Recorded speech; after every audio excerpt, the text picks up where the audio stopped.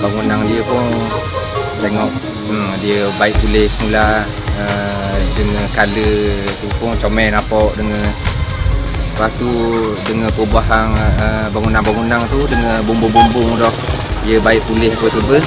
Jadi kita sebagai penghuni ni rasa suka lah, gembira. Kat sini pun dulu tak ada lock parking, sekarang dah semua rasanya tersusun. Padang pun dulu lebih kurang, sekarang ni boleh main futsal kan, boleh guna betul rasa. Keceriaan tu terselah.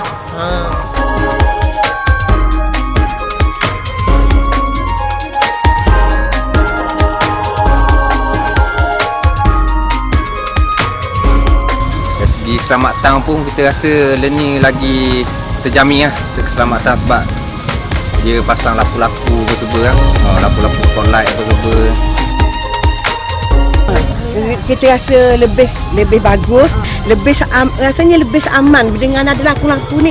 Budak-budak keluar kat malam-malam main sini. Dulu budak-budak main sini kita takut dah gelap je. Sekarang ni boleh main bola juga malam.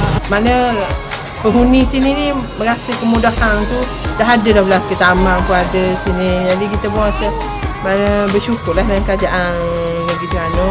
Budak-budak lah dia boleh main, baby pun selalu nak pergi sana main. Saya ada cucu pergi sana, nak pergi sana macam senang hati lah. Senang hati.